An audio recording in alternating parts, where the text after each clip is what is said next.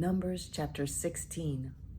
Korah, son of Izhar, the son of Kohath, the son of Levi, and certain Reubenites, Dathan and Abiram, sons of Eliab, and On, son of Peleth, became insolent and rose up against Moses. With them were 250 Israelite men, well-known community leaders, who had been appointed members of the council.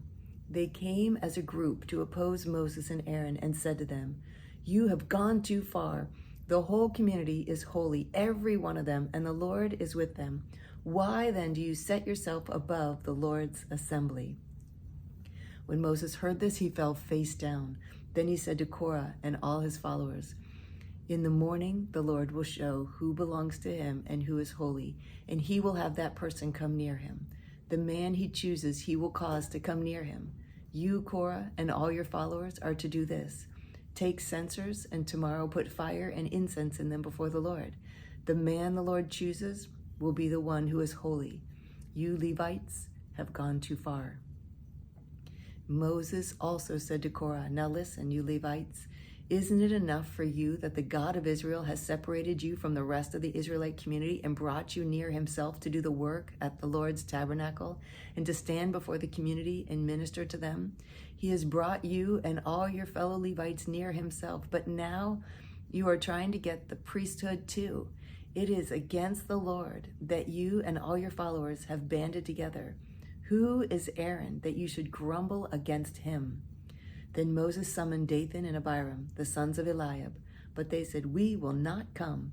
Isn't it enough that you have brought us up out of the land flowing with milk and honey to kill us in the desert? And now you also want to lord it over us? Moreover, you haven't brought us into the land flowing with milk and honey or given us an inheritance of fields and vineyards. Will you gouge out the eyes of these men? No, we will not come." Then Moses became very angry and said to the Lord, "Do not accept their offering. I have not taken so much as a donkey from them, nor have I wronged any of them." Moses said to Korah, "You and all your followers are to appear before the Lord tomorrow, you and they and Aaron. Each man is to take his censer and put incense in it, 250 censers in all, and present it before the Lord. You and Aaron are to present your censers also." So each man took his censer, put fire and incense in it, and stood with Moses and Aaron at the entrance to the tent of meeting. When Korah had gathered all his followers in opposition to them at the entrance to the tent of meeting, the glory of the Lord appeared to the entire assembly. The Lord said to Moses and Aaron, "Separate yourselves from the assembly, so I can put an end to them at once."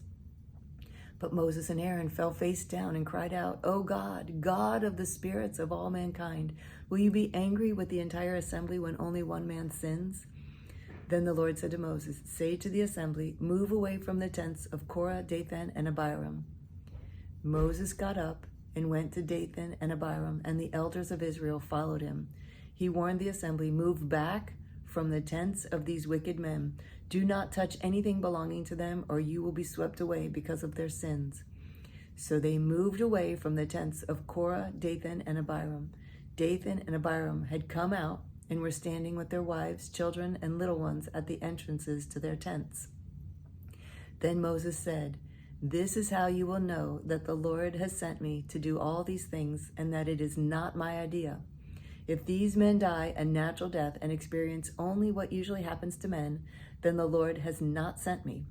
But if the Lord brings out something totally new, and the earth opens its mouth and swallows them with everything that belongs to them, and they go down alive into the grave, then you will know that these men have treated the Lord with contempt." As soon as he finished saying all this, the ground under them split apart, and the earth opened its mouth and swallowed them with their households and all Korah's men and all their possessions. They went down alive into the grave with everything they owned. The earth closed over them, and they perished and were gone from the community. At their cries, all the Israelites around them fled, shouting, "The earth is going to swallow us up too." And fire came out from the Lord and consumed the 250 men who were offering the incense. The Lord said to Moses, "Tell Eleazar, son of Aaron, the priest, to take the censers out of the smoldering remains and scatter the coals some distance away, for the censers are holy. The censers of the men who sinned at the cost of their lives. Hammer the censers into sheets to overlay the altar, for they were presented before the Lord and have become holy. Let them be a sign to the Israelites."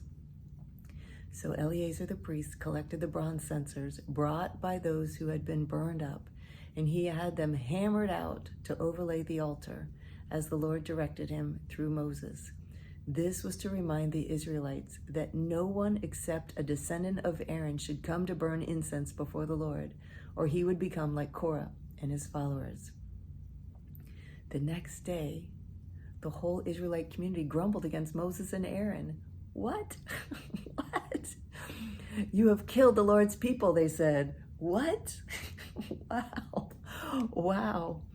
Oh, Father, help us to learn. Help us to learn from our mistakes. But when the assembly gathered in opposition to Moses and Aaron and turned toward the tent of meeting, suddenly the cloud covered it and the glory of the Lord appeared. Then Moses and Aaron went to the front of the tent of meeting, and the Lord said to Moses, "Get away from the assembly so I can put an end to them at once." And they fell face down.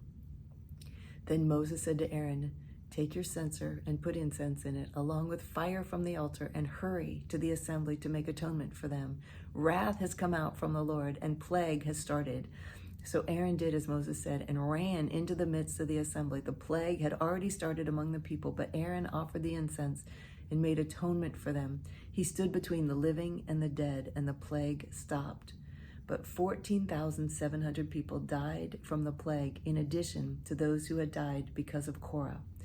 Then Aaron returned to Moses at the entrance to the tent of meeting, for the plague had stopped. Wow. Wow. Numbers chapter 17.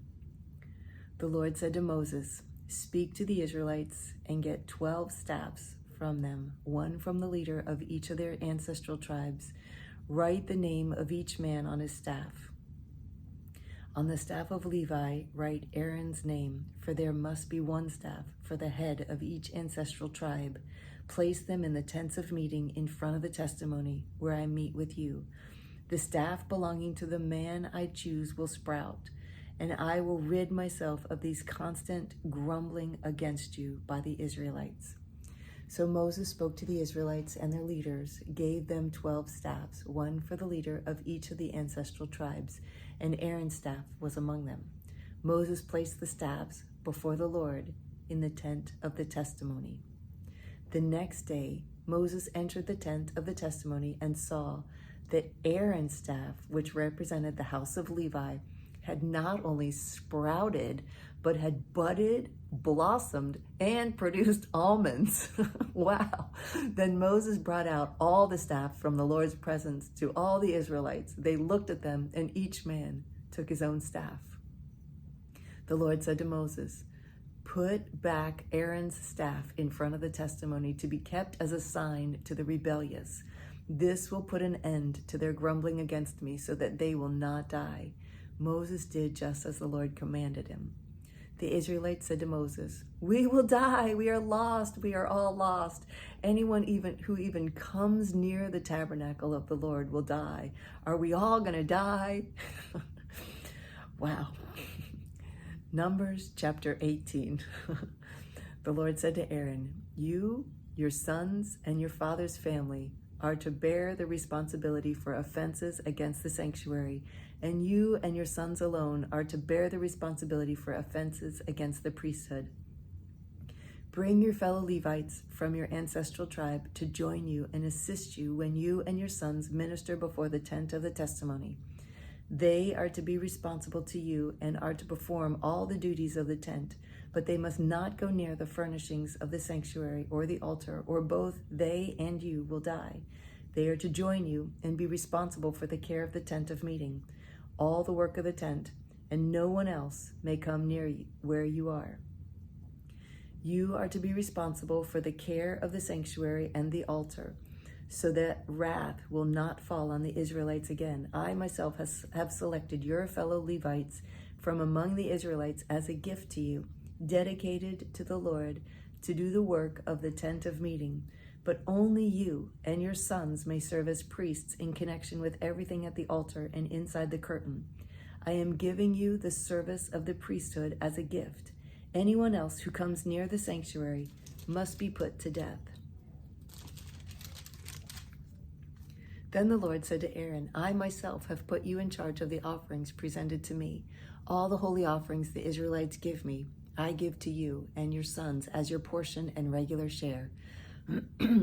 You are to have the part of the most holy offerings that is kept from the fire. From all the gifts they bring me as most holy offerings, whether grain or sin or guilt offerings, that part belongs to you and your sons. Eat it as something most holy. Every male shall eat it. You must regard it as holy.